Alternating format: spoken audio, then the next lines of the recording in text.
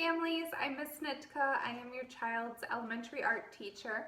I wanted to take this opportunity to discuss with you and the artists what art is going to look like over these next 10 weeks as we dive into remote learning. On Mondays, kindergarten through second grade will be receiving a lesson. On Wednesdays and Fridays, third through fifth grade will have 2 lessons. So the first one being on Wednesday, the second one being on Friday. As we dive into remote learning, I want you to be assured that these lessons are meant to be short, they are concise, about 5 to 10 minutes of instruction. Students may be watching a video or a presentation, and then they may have an activity for the next lesson that would require them to label art or sort art into groups or to respond to it in some way. Projects will be more simple. Not everybody has the same supplies at home, so this could be a drawing, just simply using a pencil and piece of paper to respond.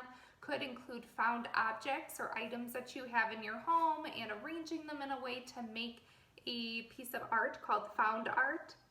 I will ask that your students upload their responses or upload any drawings that I have them do so that way I can check in with them and see their work. In addition to these art lessons that students will be required to complete, I will also upload optional extensions for students to do. Not everybody has the same art supplies at home, so I'm not going to require that these are done. Rather, these optional extension projects are so that way your child has another project to work on if they so choose. It's some sort of prompt, it will be some sort of inspiration or how to use certain materials that you can find around your house to make these projects. Again, these are not required art projects that I will upload. These will be optional, and I will make sure that I make it clear which videos and which lessons are optional. I wanted to give your families ideas of how to extend your students' creative learning. The arts are a great way to bring enjoyment and meaning to our everyday lives as we go through this journey together. I know that everybody has different supplies at home. Your child's first art assignment is to do an art supply scavenger hunt. So I'm asking you to take a look around your house, see what items you have, what you can gather and keep together somewhere at home so your child has different supplies readily available for the assignments or for those optional extension projects.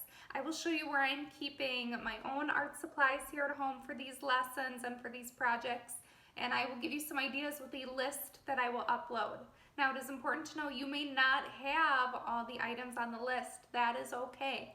You may find additional items that you want to keep to the side and potentially use for projects.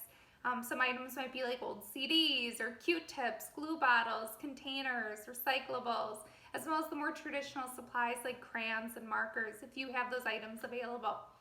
But for your child's first assignment, I would like for them to go on this art supply scavenger hunt, keep those items together somewhere, or at least where they know that they can readily grab them for their assignments. I'm going to have your child then take a picture of the items that they have found and upload it onto the Seesaw assignment, and I will have instructions for how to do that in the description. So for my scavenger hunt, I've decided to keep my items here in the trunk. Now, the last day that we were at school, I did grab some items. So I have a lot of different things here in my trunk. Some things you may want to look for around your house would be like yarn.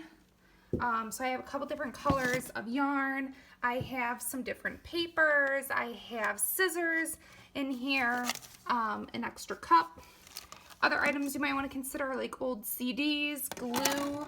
I even have some magazines and different colored papers and cardboard back here. So whatever items you have at home, could be kind of random, hooks, popsicle sticks, Q-tips, hangers, all those items are good for making found art sculptures, and we'll talk a little bit more later on about what some of those items are that you could use to make various sculptures or to make different artwork. Emmett, can I have that back? Yes, I am missing working with each of you in our art studio at school. However, now is going to be an opportunity for us to bring art into your home. I'm excited for you to share this time with your parents, to show them what you are learning about with art and different ways that you can bring art into their lives.